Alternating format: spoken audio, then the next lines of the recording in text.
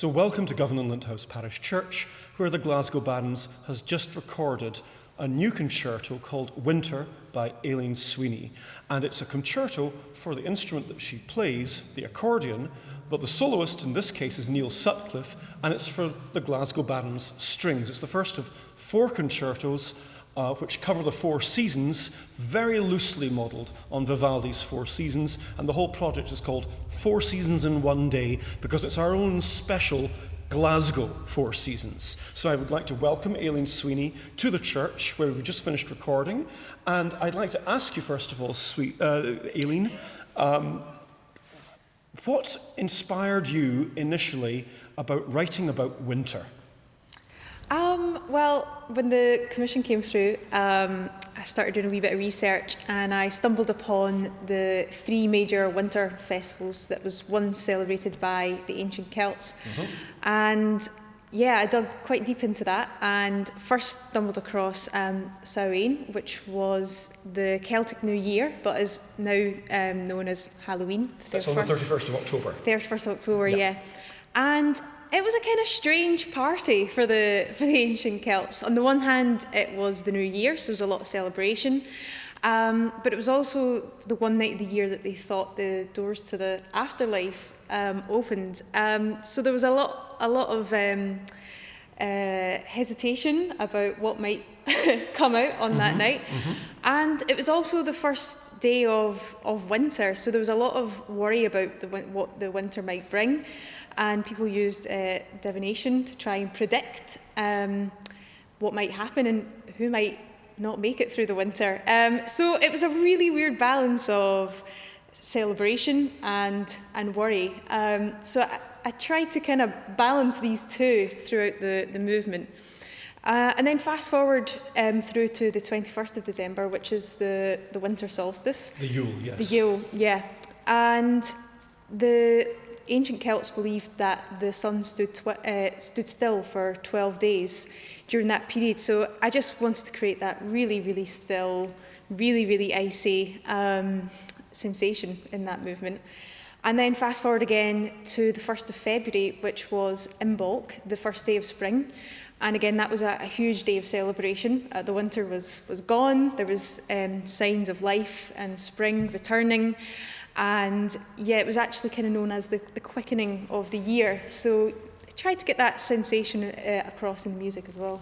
So when you have that sensation with Imbolc and you have the speeding up strings, and I get the very strong impression it's as if the ice is melting and the water is flowing through the ice and the rivers are coming back to life and the winter is breaking, as it were, back into spring. Is that roughly the feeling you were after? Yeah, exactly. If you've listened, you might notice that the beginning of the third movement starts quite still, and it's almost like a continuation from the second movement, from the solstice, and it just kind of gradually sort of breaks away until the end, where it's full of life and energy. Absolutely. So when we started this project looking at the very, very loose model of what Vivaldi had done with his own 4 seasons and with his own winter, back in the Baroque days, each movement was an effect. It was one particular feeling that composer was trying to get across with the music. And of course, there was a wee storyline going throughout the entire concerto. How much of those Baroque ideas of a small narrative and a particular Baroque affect, a feeling, influenced you in your compositional decisions? Yeah, I would definitely describe the piece as sort of programmatic. I hope that when people hear the story behind each of the sort of mini winter seasons, that comes across in music. So it was definitely something that I tried to stick to during the winter season, and of course during the writing period, I should say. And of course I listened to the Vivaldi quite a lot, and although there was maybe not a direct influence, some of the sort of style of the string playing and stuff, particularly in the third movement, has a sort of quite clean sort of Baroque sound, so I think that sort of filtered in as well. Right. Now, your instrument's the accordion, and you wrote for Neil Sutcliffe, who is also a wonderful accordionist.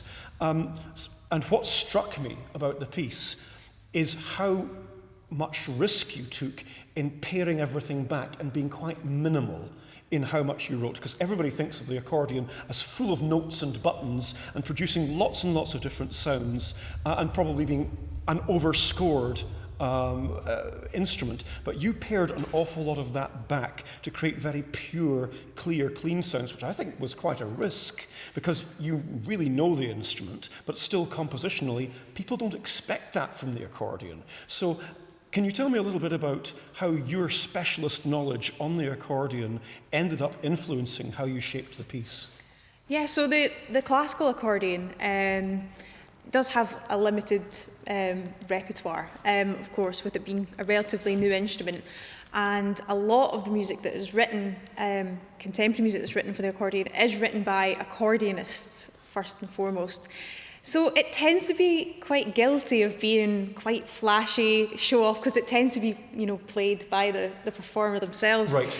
And sometimes, in my opinion, the music suffers a little bit of that, when it's maybe got a little bit of ego behind it. So I really wanted it to be music first, and going back to the sort of narrative aspect.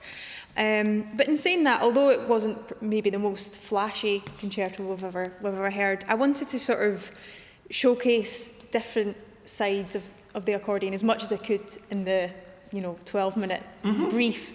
So the first movement's got that a little bit of flash, a little bit of character, a little bit of running about the keyboard. But then the second movement, I wanted to showcase, the softer side, some of the beautiful sounds that the accordion can make that, again, people maybe don't associate with the accordion. And in the third movement, again, the more lyrical side of playing the accordion as well. It's a sort of melodic instrument. And again, there's two sides to the left hand of the accordion. You've got your standard chords, oompa sort of thing that people have heard and know, and you've got the free bass. And sometimes in contemporary new music, the oompa stradella bass can get ignored and sidelined because it's got so much baggage with it. Oh, I see. So I wanted to get that in there as well. So it comes in the up first section in the first movement and in the third, and just give it a little bit of time to shine. Absolutely. Well, I think this concerto is going to open people's ears up to what the accordion really can do, but in a way that I think will really surprise and delight them. Fingers crossed. Thanks very much, Aileen.